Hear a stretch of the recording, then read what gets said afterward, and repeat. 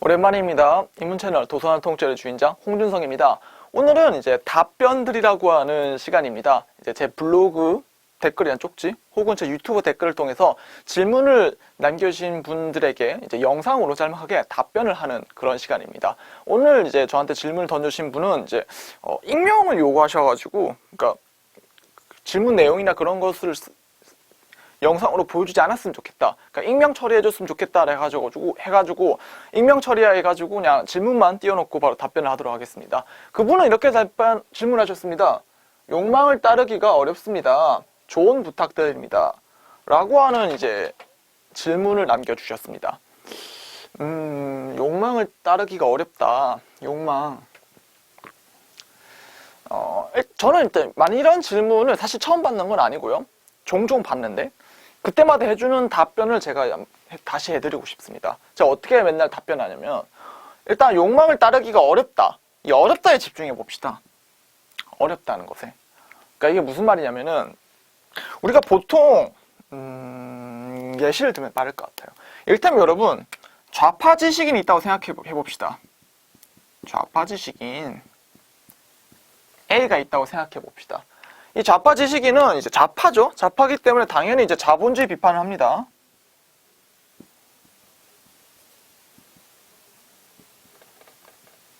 자본주의에서 뭐가 틀렸어? 자본주의는 이러이러한 점이 폭력적이야. 자본주의는 이런 게 잘못됐고 이런 점이 정말 부조리하고, 따라서 어떻게 이게 무너져야 돼. 혁명이 필요해. 뭐 이런 식의 여러 이야기들을 자본주의 비판을 했다 칩시다. 그리고 이게 정말 체계적이고 잘 됐어요. 비판을. 잘해가지고 사람들 호응도 얻고 막 논문 같은 거 써가지고 사람들한테 인정도 받고, 그럼 이 사람은 뭘 얻게 되죠? 자, 이 사람은 이걸 통해서 교수 자리를 얻게 됩니다. 아니면은 또 뭐 있죠? 뭐 비평가,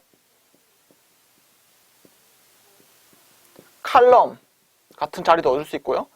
뭐 대충 뭉뚱그려서 이거를 여러분 권위라고 합시다. 권위. 왜냐면 이걸 잘했으니까. 이걸 잘해서 이걸 얻게 됩니다. 근데 이제 이 사람이, 이 좌파 지식인 A가 자본주의 비판을 할 때 이걸 얻고 싶어서 했을까요? 적어도 의식적으로는 그렇게 생각하지 않습니다. 왜냐면 이게 나한테는 정말 중요한 가치, 이게 내 욕망이었다. 이걸 하고 싶었다. 근데 이걸 하다 보니까 이거는 그냥 부가적으로 딸려 나왔을 뿐이다. 라고 아주 자연스럽게 대답할 겁니다. 근데 여러분, 이제 이런 생각 해봅시다. 이걸 보고 있는 우리들 입장에서는 좋아, 자본주의 비판했다 칩시다. 자본주의가 문제다. 자본주의가 문제면 어떻게 해야 돼요? 우리 보통 상식적으로 문제가 있으면 그 문제를 해결해야겠죠. 자본주의를 해결하고 해서는 자본주의를 무너뜨려야겠죠. 그래서 자연스럽게 해결책은 혁명, 혹 또 뭐가 있나요? 혁명 이후의 어떤 그 다음 사회, 이를테면 20세기에 실패했던 사회주의 같은 거. 사회주의. 이걸 어떻게 다시 고쳐 써볼 것인가. 왜냐면 이 사회주의가 20세기에 뭐 스탈린이라든지 아니면 뭔가 또 누구 있죠? 스탈린, 대표적인 스탈린, 그 다음에 또 쿠바의 여러 독재자들, 그 다음에 그 외에 남미에도 독재자가 나왔고요. 여하간 독재자로 많이 흘러갔던 이 사회주의에서 이걸 어떻게 독재자가 나오지 않는 민주적인 형태로 만들 수 있을 것인가. 그러니까 22세기, 23세기적 사회주의겠죠. 아마 그 모델이 나온다면. 거기에 대한 고민을 하고 밀고 나가는 게 당연히 그 다음 수순입니다. 자본주의 비판을 한다 치면요. 근데 이제 이거를 하지 않는 거예요. 이걸 하지 않는 거죠. 여러분, 이걸 좀 뭐라 해야 될까? 약간 정치 철학적인 용어로 말하자면요. 정치적 주체론이죠. 정치적. 어차피 혁명을 하려면 민중이 주체가 돼야 되는 거니까. 주체. 이 주체론. 이걸 추구하는 게 핵심인데, 만약 이 좌파 지식인 A가 이걸 추구하지 않고 그냥 비판만 한다 칩시다. 이를테면은 비판 및 고통 묘사. 이 체제 하에서 사람들이 얼마나 고통받고 있는지, 노동자가 얼마나 신음을 하고 이 체제 부조리에 인해서 희생자가 나오고, 뭐 세월호 참사도 그렇고요, 용산 참사도 그렇고, 뭐 그런 희생자에 대한 고통 묘사, 이런 것만 하고 이걸 안 한다고 봅시다. 그럼 이거 어떻게 봐야 되는 걸까요? 정말 여기에 좌파 지식인 A는 여기에 중점이 있다고 했지만은 사실은 이 사람이 정말로 욕망하는 거는 이게 아니라 이 점선으로 표시된 이거 아닐까? 이거요?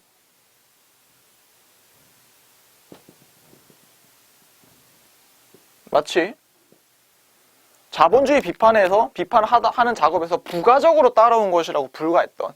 그러니까 요게 핵심인데 요 핵심 체제 내에서 이건 딸려온 거죠, 부가적으로. 따라서 그냥 잉여적으로 딸려온 것에 불과하다, 이거는. 근데 사실은 이걸 추구하지 않는다면은 사실 이 사람이 진정으로 추구하는 거는 권위 아닐까요? 요게 도취되어 있는 거죠. 반대로 말을 하자면은 만약 이 사람이 이런 정치적 주체에 좀 무기력한 사람이라고 한다면, 그러니까 비판은 잘하는데 그렇게 해서 어떻게 할 것인가, 그러니까 투쟁을 하기 위한 싸움이나 근력 같은 건 없는 거예요. 비판만 잘하지. 그래서 만약 여기로 바톤이 넘어갔을 때 이 흐름 내에서는 자기는 좀 무기력한 거죠. 그럼 이 흐름 내에서는 이 권위를 보장받을 수가 없는 겁니다. 이렇게 봤을 때 이 좌파 지식인 A는 그냥 이 자본주의 비판이 유효하기 위해서는 역설적으로 자본주의가 유지돼야 됩니다. 자본주의가 무너졌는데 이를테면 여러분 중세 비판합니까? 아테네 무슨 뭐 그런 거 비판합니까? 안 하죠. 왜냐하면 아테네는 고대고 중세도 우리 시대가 아니니까. 우리 시대의 일을 우리가 비판하는 거죠. 유효한 것들을. 이미 지나가버린 것들은 비판하지 않습니다. 따라서 어떤 A에 대한 비판의 대전제는 그 A가 있어야 한다는 거예요. 어쨌건 저쨌건 간에. 그럼 자본주의 비판과 그에 대한 권위가 유지되기 위해서는 참 역설적이게도 자본주의가 유지돼야 됩니다. 그러니까 이 부조리한 체제가 유지가 돼야 비판을 할 수 있고, 이 비판을 할 수 있어야 권위가 생겨나는 거죠. 그 외에 어떤 교수 자리가 가능한 정년 보장받죠. 안락한 일자리, 사무실, 에어컨 나오고 난방되고, 권위, 학생들 가르칠 수 있고, 영향력을 행사할 수 있고, 뭐 기타 등 여러 가지 따르는 잉여적인 무언가, 이런 거를 즐기는 걸 수도 있는 겁니다. 이거를 이제 잉여 향락이라고 부릅니다.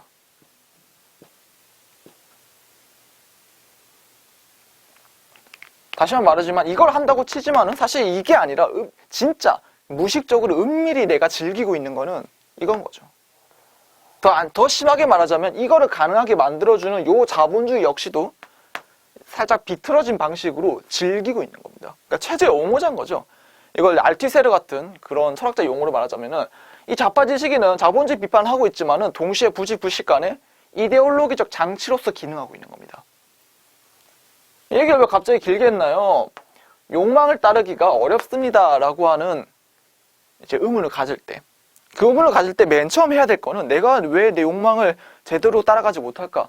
내 욕망을 따랐을 때 직면하게 될 어떤 현실적인 고통, 실제? 그거에 대한 두려움 때문일까? 이거를 먼저 고려하시면 안 된다는 겁니다. 이거는 방향이 잘못됐다고 볼 수 없지만은 제가 봤을 때는 당면한 문제는 아닙니다. 욕망을 따르고 싶다고 했을 때 가장 먼저 내가 해야 될 일은 이거, 내가 진짜 욕망을 따르고 싶어 할까? 사실은 나는 이 체제에서 벗어나고 싶다는 막연한 생각은 갖는데 사실은 벗어나고 있진 않잖아요. 그럼 내가 이 체제 내에서 뭔가 즐기고 있는 게 아닐까? 비록 그게 비참한 상태일지라도 뭔가 내가 안락감을 느끼고 즐거움을 느끼고 뭔가 모르긴 몰라도 그게 비틀리고 뒤틀리고 타락된 방식이라 할지라도 만족하고 있는 그 무언가가 있지 않을까? 라고 하는 생각을 먼저 해봐야 한다는 겁니다.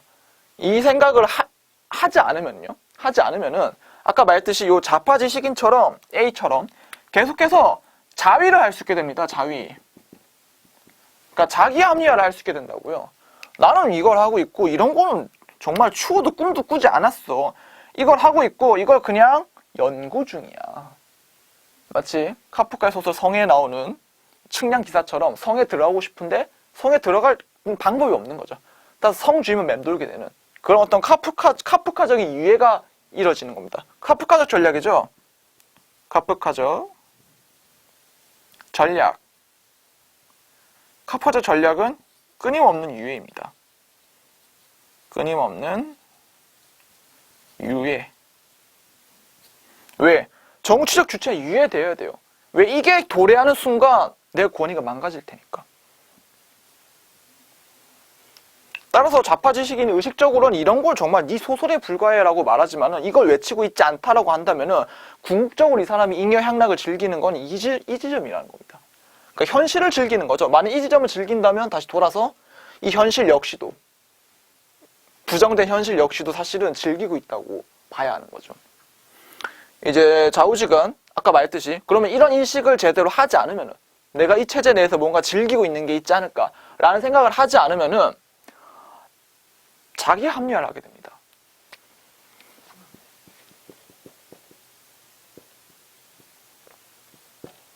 그러면 어떻게 되는 거죠? 그렇게 되면은 나는 이 작업을 하면서 뭔가 즐기고 동시에 이걸 끊임없이 유예시키는 어떤 그냥 제자리 걸음하는 거예요. 뭔가 하는 것처럼 보이지만 사실 하는 건 하나도 없는 겁니다. 아무것도 안 하는 거예요, 사실은.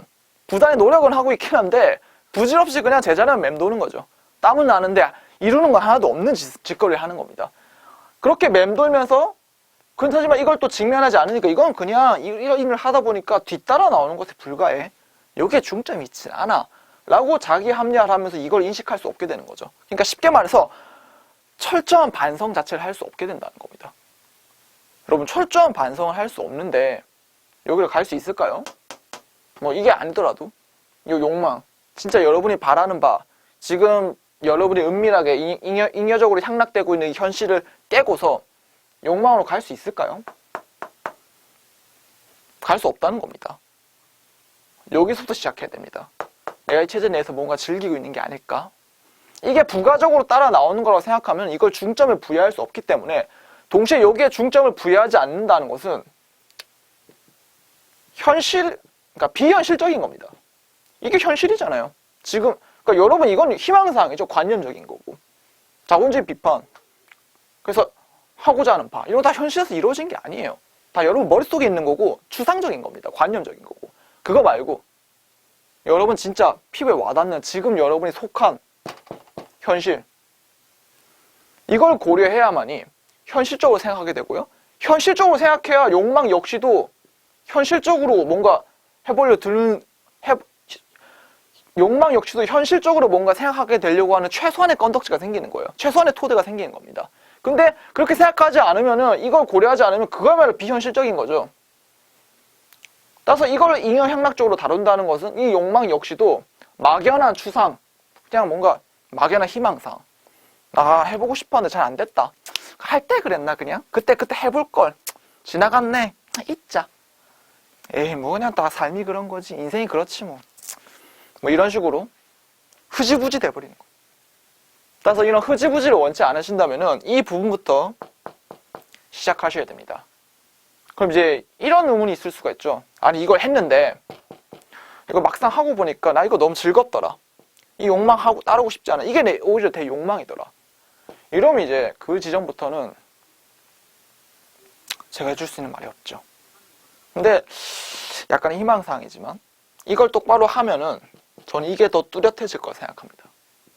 왜냐하면 이걸 명확히 인식하는 순간부터 정말 욕망을 바란다면은 어떤 죄책감 혹은 삶에 대한 짜증, 허무감, 혐오감 여기서 벗어나고 싶은 욕구가 정말 강력해질 거니까.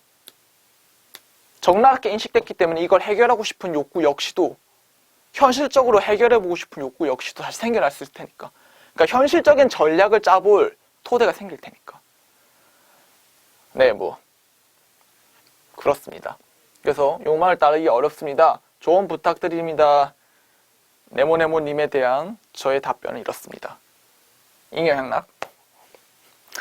답변이 만족스러웠길 바랍니다. 그럼 이만 마치도록 하겠습니다.